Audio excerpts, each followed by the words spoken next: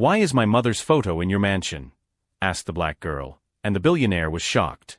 The question cut through the air like a sharp blade. William Carter, 45, one of the richest men in the country, felt his legs buckle before this 10-year-old child holding a tray of homemade sweets. There was something in her eyes that disturbed him deeply. It wasn't innocence, but a cold determination that seemed too strange for someone so young. Ava Thompson shouldn't have been there.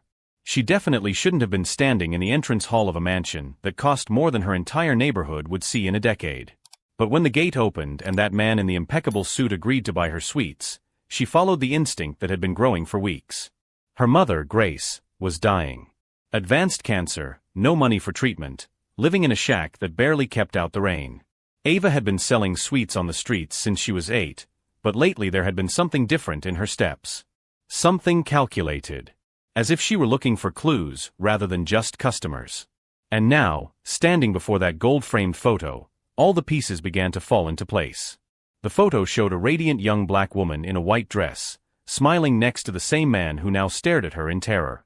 The same woman Ava knew as Grace Thompson, but who in this photo seemed to belong to a completely different world, a world of wealth and privilege.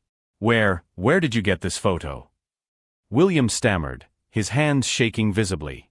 Ava tilted her head slightly, studying his every reaction with unsettling precision. "That's my mother. Grace Thompson. Do you know her?" Her voice was calm, controlled, as if she already knew the answer but wanted to see how far the lie would go. The silence that followed was deafening. William looked at the girl, then at the photo, then back at Ava. The shape of her eyes, the line of her jaw, even that determined expression, it was impossible to deny the resemblance. "Your mother," he whispered, "she told me she died. Over 10 years ago. There was an accident, a funeral." "Funny," Ava replied, her voice carrying a sarcasm that definitely didn't match her age. "Because she's very much alive. Well, technically alive. Cancer is taking care of that." She paused, letting the weight of her words sink in. "But I'm sure someone as wealthy as you already knew that, didn't you?" William felt as if the ground was disappearing beneath his feet. All these years, he had mourned Grace. He had built a mausoleum in her memory. He had refused any serious relationship because nothing compared to the love he had lost. But Ava didn't seem surprised or moved. She seemed prepared. As if she already knew exactly what she would find here. As if this conversation was part of a much bigger plan. "How old are you?" William asked, his voice almost inaudible. 10. "I'll be 11 next month." Ava smiled, but it wasn't a childish smile.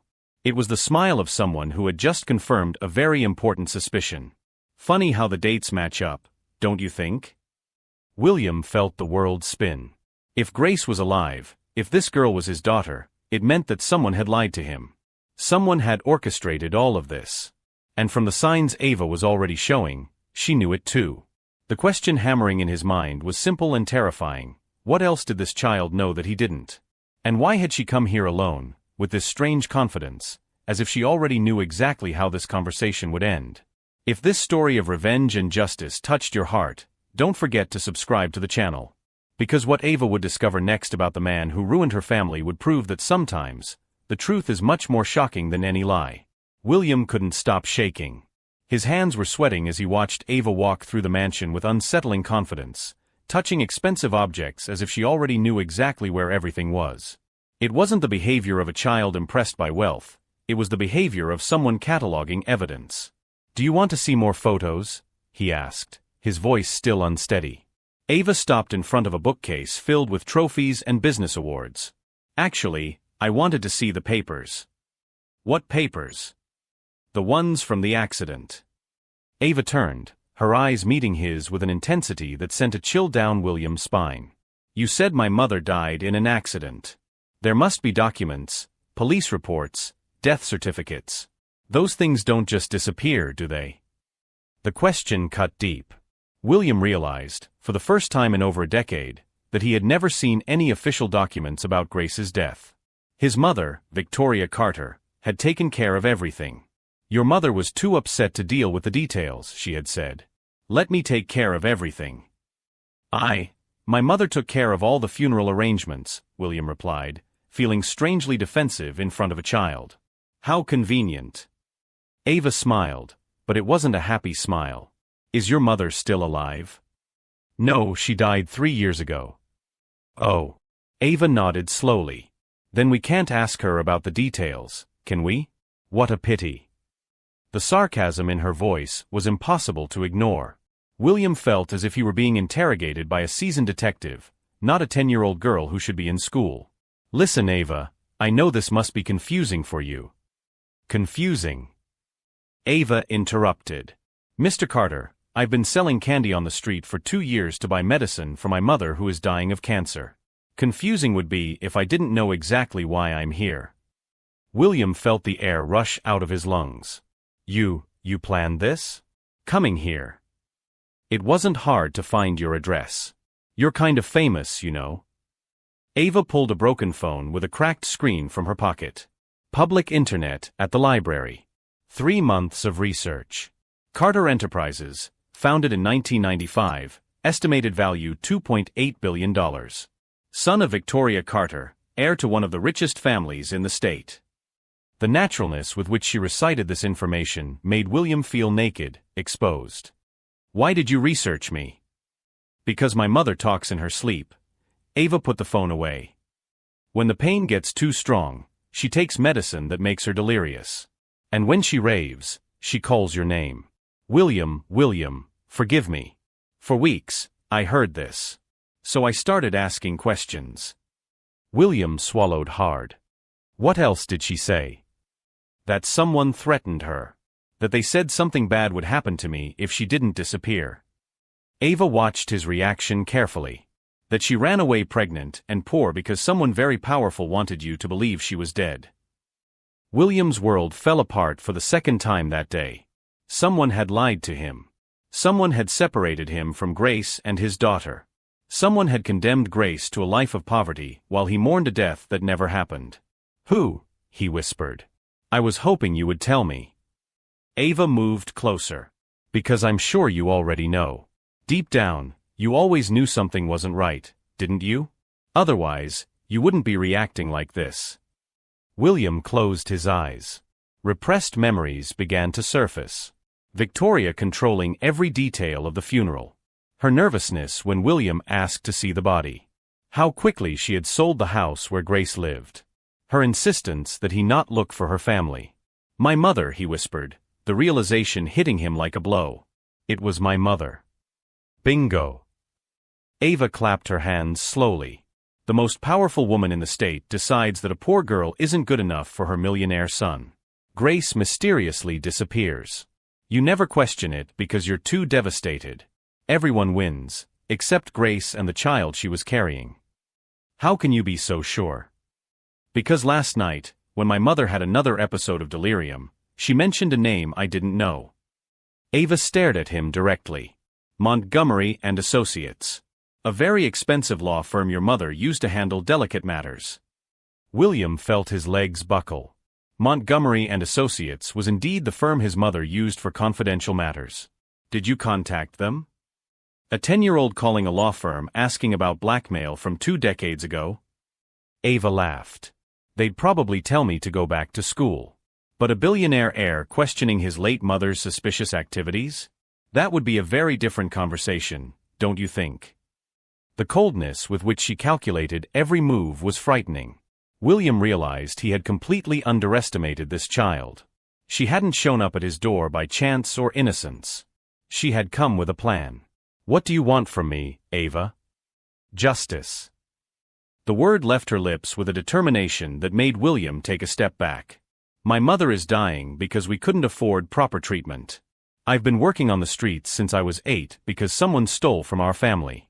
And you've lived 11 years of unnecessary grief because someone lied to you.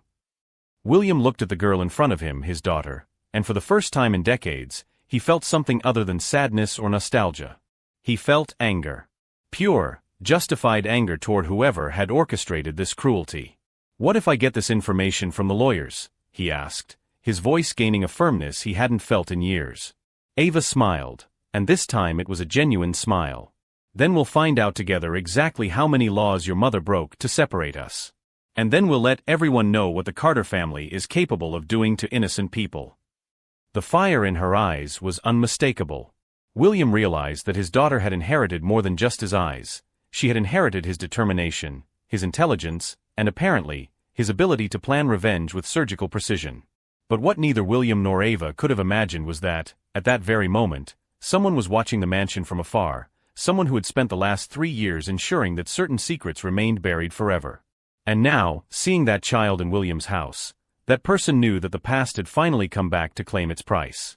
The next morning, William sat in his private office, surrounded by stacks of documents he hadn't touched in years.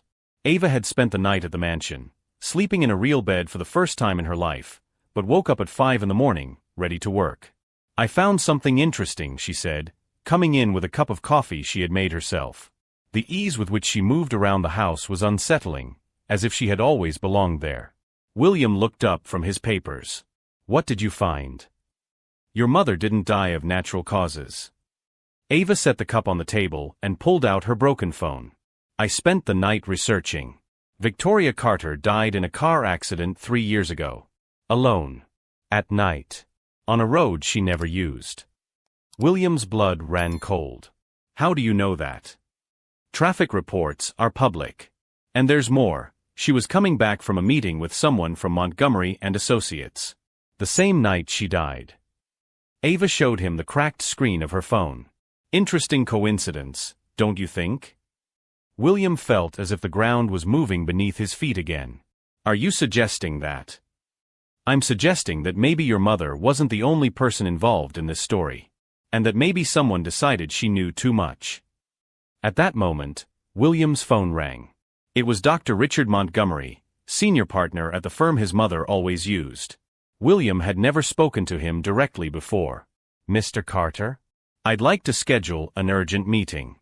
There are some matters related to your late mother's business that we need to discuss." William looked at Ava, who made a silent gesture to put it on speakerphone. "Of course, Dr. Montgomery. What kind of matters?" "I'd rather not discuss it over the phone. Let's just say that certain situations from the past may be creating complications in the present. Could you come in this afternoon?" When William hung up, Ava was smiling. It wasn't a childish smile, it was the smile of someone who had just confirmed a theory. "They're nervous," she said. "Why would a law firm suddenly call after 3 years of silence? Unless someone told them about our conversation yesterday." "That's impossible. No one else was here." "No one you saw." Ava walked to the window and pointed to a dark car parked across the street. "That car was there last night when I arrived. It's still there now. And I'm sure it doesn't belong to your neighbor." William felt a chill. Someone really was watching his house. "What do we do now?" "We go to that meeting. But not alone." Ava pulled a crumpled business card from her pocket. "While you were sleeping, I made some calls. Do you know Samantha Torres?" William recognized the name immediately. Samantha Torres was an investigative journalist famous for exposing corporate and political corruption. She had taken down at least 2 senators and a dozen CEOs in the last 5 years. How does a 10-year-old girl get Samantha Torres' personal number? The public library has computers, remember? And sometimes when you tell the right story to the right people, they get interested. Ava put the card away. "She wants to meet you this morning. It seems she's been investigating some of the Carter family's shady dealings for a while." William was silent for a moment, processing his daughter's frightening efficiency. In less than 24 hours, she had turned his personal grief into a coordinated investigation. "Are you sure this is safe? If these people really killed my mother, then they won't stop there." Ava interrupted him. "My mother is dying, remember? We don't have time to be careful. We have time to be smart." 2 hours later, William was sitting in an inconspicuous cafe in the city center, watching Samantha Torres review a folder full of documents. The journalist, a 40-year-old woman with sharp eyes and gray hair, showed no surprise at anything she heard.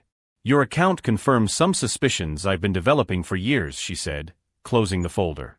"Victoria Carter wasn't just rich and controlling. She was involved in a network of blackmail and manipulation that extended far beyond the family business." "What kind of network?" "Bought judges, politicians in their pocket, businessmen silenced. Your mother didn't just separate you from Grace, she destroyed dozens of families to protect the interests of the elite. Samantha looked directly at William. And Montgomery and Associates were the legal architects of it all. William felt nauseous. How many families? At least 15 documented cases in the last 20 years. Grace was just one of them. Samantha opened the folder again and showed him photos, fake death certificates, fraudulent contracts. Your daughter didn't just bring her personal story. She brought the key that could bring down a decades-long conspiracy. When William returned home, he found Ava in the library, studying city maps and handwritten notes scattered across the table. "How did it go?" she asked without looking up. "Worse than we imagined. And better, too." William sat down beside her. "Your mother wasn't the only victim. And now we have an investigative journalist on our side." "Great. Because we'll need her." Ava finally looked up at him, her eyes shining with a determination that reminded William painfully of Grace. "I called Montgomery and Associates an hour ago. I pretended to be a secretary from another office and got some interesting information." "What information?" "They're planning an emergency meeting tomorrow night. All the partners, plus a few special clients. It seems our little investigation has made them very nervous." Ava smiled. "And nervous people make mistakes." William looked at the maps spread out on the table, the routes marked, the times noted. His 10-year-old daughter had turned the library of his mansion into a command center. "What are you planning, Ava?" "Justice, Dad. Real, definitive justice." She used the word dad for the first time, and William felt something break and rebuild simultaneously in his chest. Because if they think a kid from the suburbs and a traumatized billionaire are an easy threat to eliminate, they're about to find out just how wrong they can be. That night, as William tried to sleep, a single question hammered at his mind. How had a 10-year-old girl managed to orchestrate an investigation that neither he nor an experienced journalist had thought of? And what else was she planning that she hadn't shared with him yet? Outside, the dark car remained in the same position, but now there were two more. And this time, it was the watchers themselves who were being watched, by cameras discreetly installed by someone who had clearly learned that sometimes the best defense is knowing exactly who is trying to attack you. The emergency meeting at Montgomery and Associates was scheduled for 8 o'clock that evening. But at 7:45, when the partners entered the conference room, they found something they definitely hadn't expected. Ava Thompson sitting at the head of the table, with an open laptop and a stack of organized documents in front of her. "Good evening, gentlemen," she said with unsettling calm. "I hope you don't mind the change of venue. I thought it would be more appropriate to meet here." Dr. Richard Montgomery stopped in the doorway, his face turning pale. "How did you get in here? Where are the security guards?" "Your security guards are a little busy explaining to the police why they were rushing classified documents out of the building." Ava turned the laptop around, showing a real-time video feed of the building's entrance.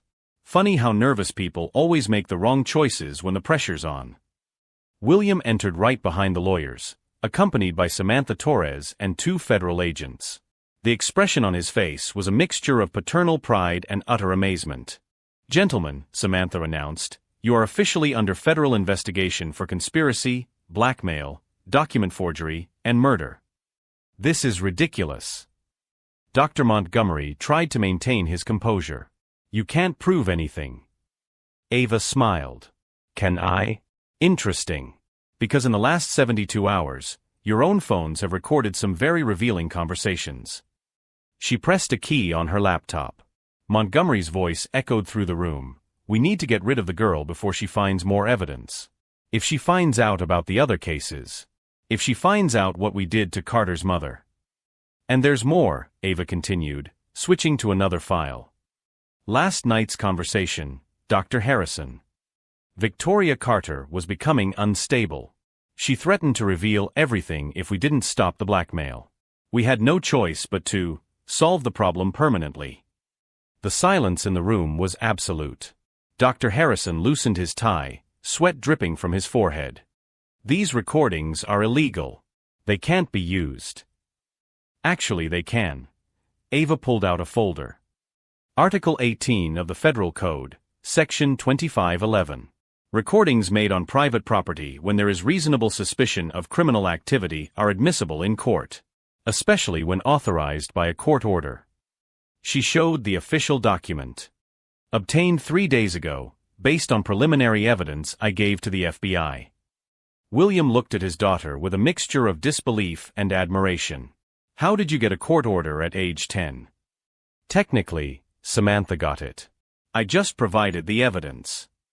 Ava opened another file, including these bank transfers showing regular payments from Montgomery and Associates to Judge Crawford, the same judge who denied all of Grace's appeals when she tried to contact you. Dr. Montgomery tried to stand up, but one of the federal agents sat him back down. You don't understand. The Carter family. Victoria paid very well to keep certain people away from her son. It was just business. Business. William's voice trembled with controlled rage.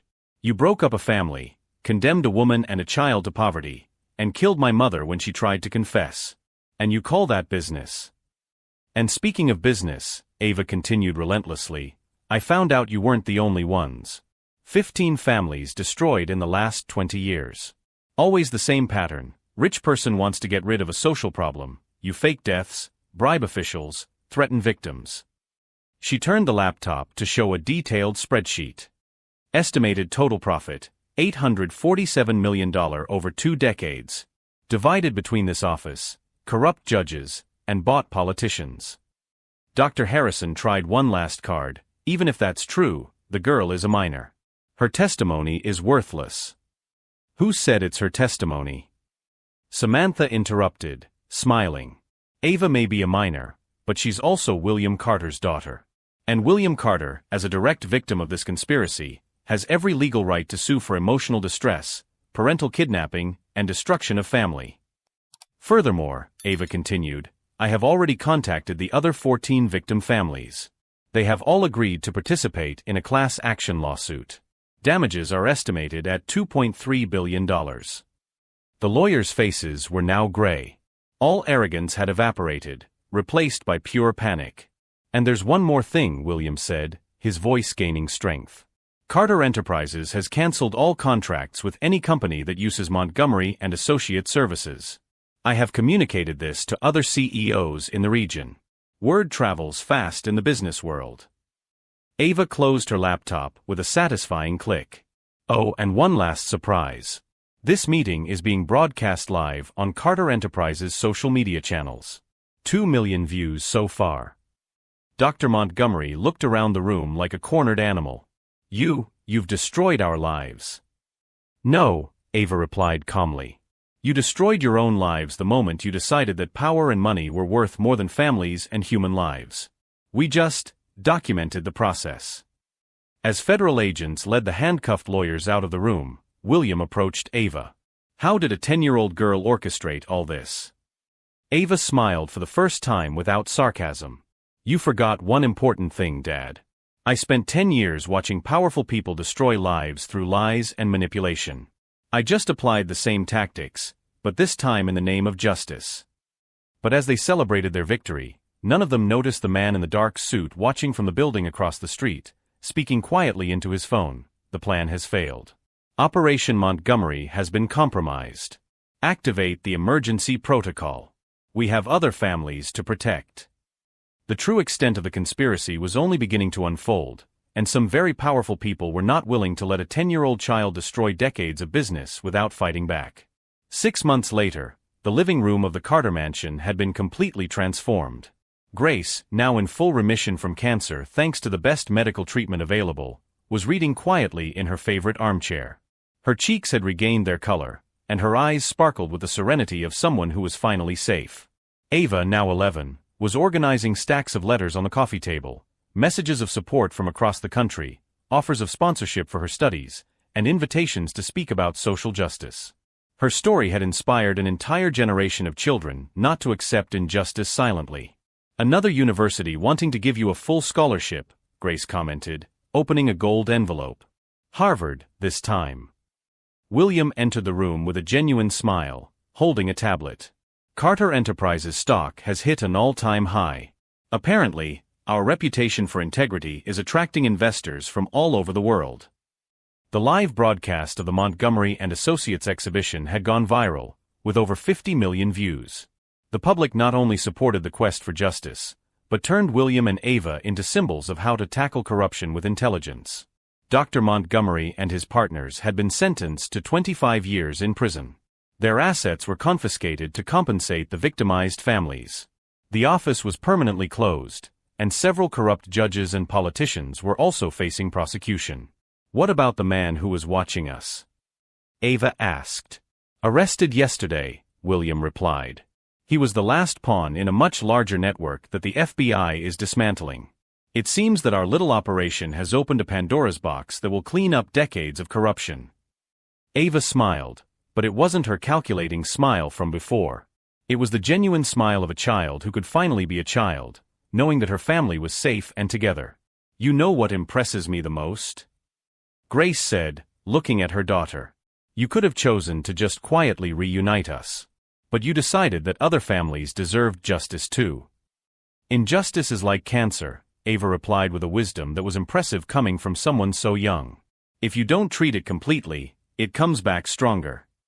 William sat down next to the two most important women in his life. So now what? What's our favorite strategist's next plan? Ava laughed. How about just being a normal family for a while? Maybe learn how to play video games instead of planning federal investigations. The three laughed together, a sound that echoed through the mansion that had once been cold and silent. Outside, the sun shone brightly on the garden where Grace and William had reunited, promising better days for a family that had learned that the truth, however painful, is always worth discovering. Ava's story proved that no matter your age or background, when you combine intelligence, courage, and an unwavering sense of justice, you can bring down empires built on lies.